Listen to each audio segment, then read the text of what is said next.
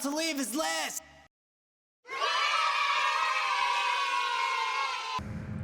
Wait, this isn't a list video? Can he do that?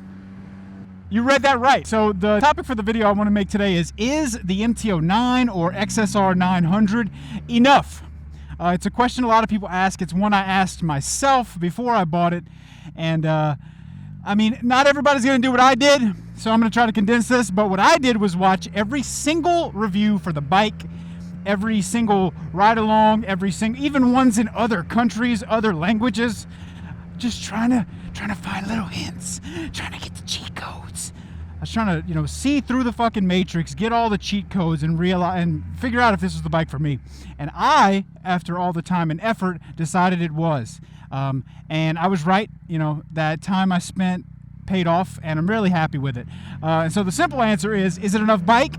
For me, absolutely. For the majority of people, yeah. I think there's going to be a section of people who it's not enough for. I think there's going to be a section of people who it's just too much for.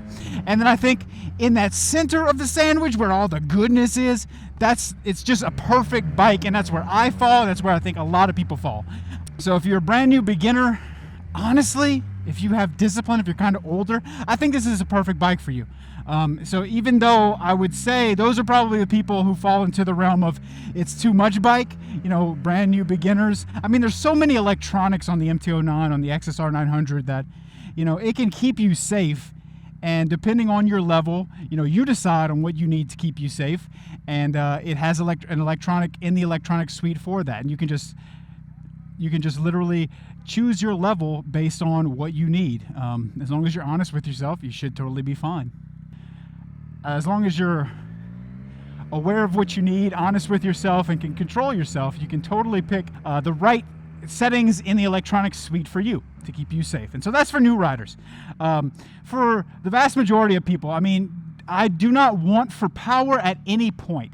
It does wheelies on command in first gear, anytime above like 20 miles an hour. If you hit it, it's going to do a wheelie. Let us show the people 20 miles an hour, hit it, up. And it just does that on command. I've never done wheelies on any bike other than this one. My R1 would do wheelies, but it was always a power wheelie in the power band above like 65 miles an hour. So is that really usable?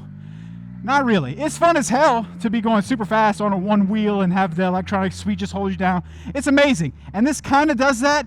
But what it does is it just like slows the wheelie down so that you're not going to really hurt yourself. You can pull out, without getting her pregnant. AKA smashing your scrambled eggs inside your brain all over the road. And so it triple passes. It always it holds the line. Highway speeds are a joy. Even though it's a naked bike, there's not a lot of wind buffeting. It's not painful. It's not unfun. It's still enjoyable. God damn! These people won't let me be, dude. I gotta be a hooligan today, and the goddamn streets are making me. There's never a point where, you need more than you have, honestly. I mentioned there's a group of people. I'm out of breath, guys. I'm having so much freaking fun. I'm trying to calm down so that I don't make the video unusable.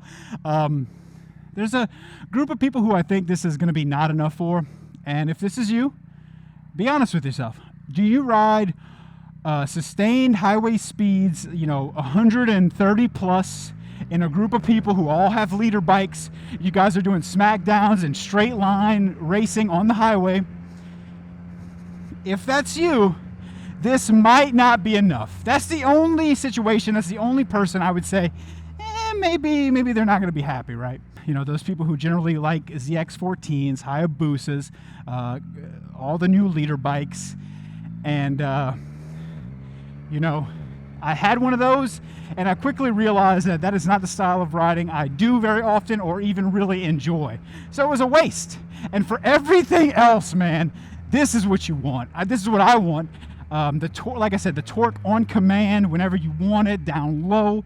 I believe I could keep up with leader bikes at least till like around 70 miles an hour. At what point they would start pulling on me.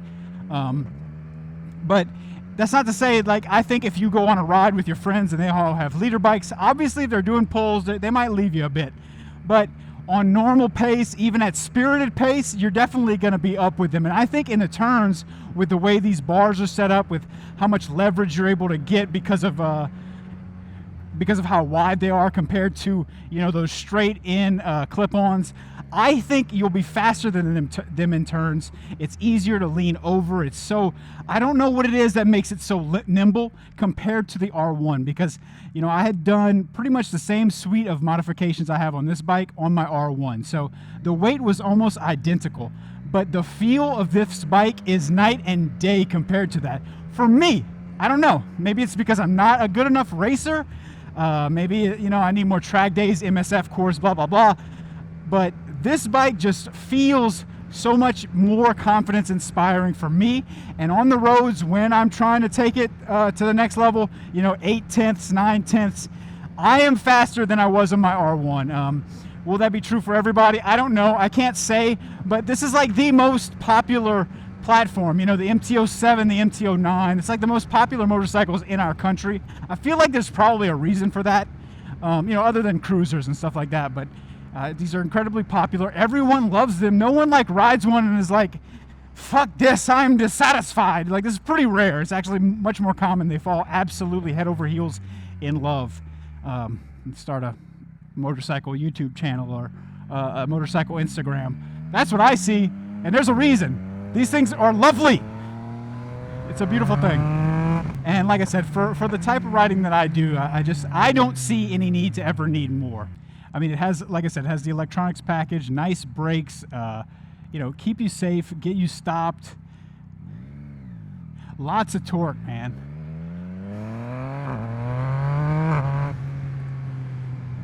Lots of just lovely torque, lovely, luscious torque, boy.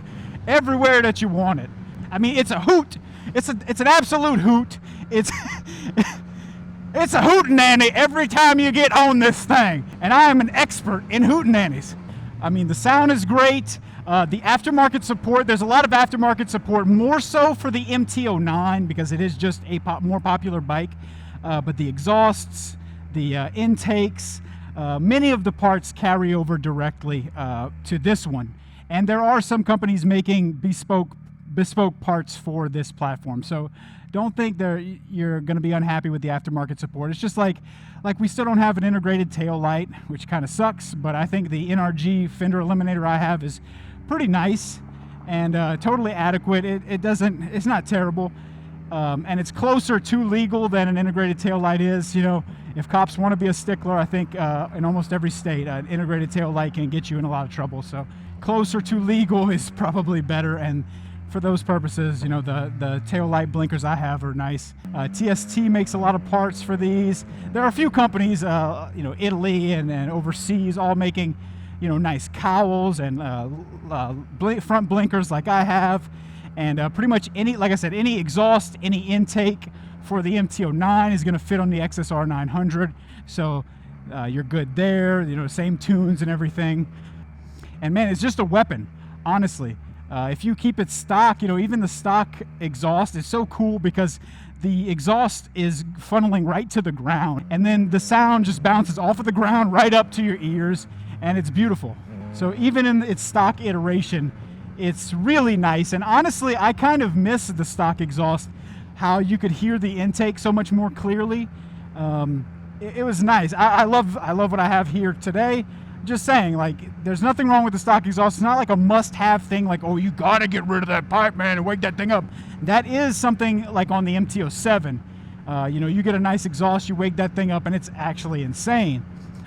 Cycle Cruiser calls it his Yamaha Davidson because those bikes sound so much like a Harley when you have a nice exhaust on them. But with these, even in stock form, they're great. With the exhaust, they're sick too. I love it. Always a good time. Every time you get on the bike, it's so much fun. I stare at this thing as I'm going to sleep like, love you, baby. I don't even tell my wife I love you some nights, but every night, boy, I'm on this thing telling him, love you, baby. Sleep tight. See you in the morning. So yeah, wanted to change things up. Not going to necessarily do only lists just wanted to do a quick video. I think I'm at 2,000 miles. So, you know, double the time I had spent when I did my first owner's review. And dude, just as in love, if not more in love. Like, I just don't find things that I dislike in this bike. I'm sorry. Like, I just don't see it. Even the seat and my back, I was complaining a lot in the initial review, and it turned out that I was just in the middle of a back injury, and so I don't have that now, and I feel almost no pain. The seat is still going to get to you after, you know, sustained long time in the saddle, but no back pain whatsoever. Always a great time pushing it, taking it slow, everything, all the types of riding that I do, just commuting, it's always a blast.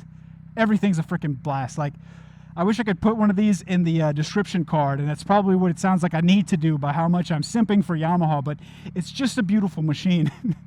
And, you know, I think everyone should at least try one. And dude, if you have any, if there's any motorcycle or anything in the damn world, I just want to say, that makes you feel as happy as this thing makes me, dude, sell everything and get it. Like, give up on everything else if that's what it takes, man, because it's so fun. This thing makes me so happy.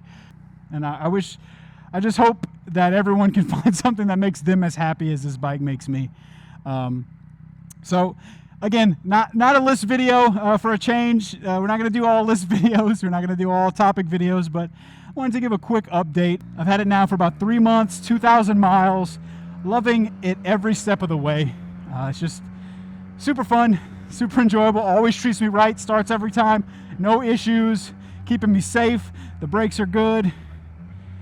I've had some panic braking moments, and it just takes it like a champ every single time. I mean, nothing better than that. A bike that makes you feel faster than you are, and that can pick you up out of mistakes when you make them. I mean, that's what the hell you need. And that's why I think this appeals to beginners all the way to advanced and expert riders, honestly. You know, if you're Billy Badass and you want to turn off all the electronics, you probably could. I'm not going to do that. I'm much happier feeling like I'm a little bit protected by the electronic suite that Yamaha designed. You know, if you think you know better, more power to you. Show us in a video how you do it. Better yet, come and coach me. I'd like to see it in person and learn. I've had a lot of people mention that I need to take an MSF course. I need to get more education, and it's true. I really do. I need to practice more. I just wish I had more time. As always, it's a blast. I'm really enjoying this in every step of the process. Just made 1,000 subscribers. I can officially tell everyone I am a professional YouTuber. Actually, I can't yet, but as soon as that revenue ticks over 1 penny, dude, I'm framing it. What I'm looking for, I don't know if any guys can help me with this. I'm looking for a clear plastic thing that holds a penny, and behind it, it's like a YouTube logo. I'd like to put that on my wall or like a cabinet or something. And if anybody can make that or knows where I can find that, hit me up. I'll use your affiliate link. I'll buy it if it's on your Etsy shop. Show me what's up. Let's go, guys. I want to frame my first penny. All that out the way, guys. I love you. Thank you so much for tuning in. I really appreciate you, and I hope you have a great rest of your day. Later, y'all.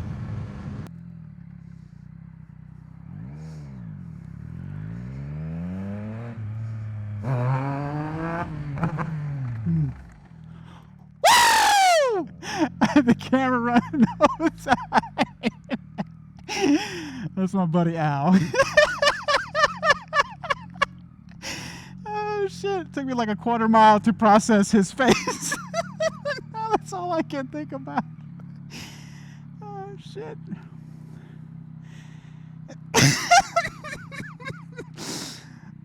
Oh fuck.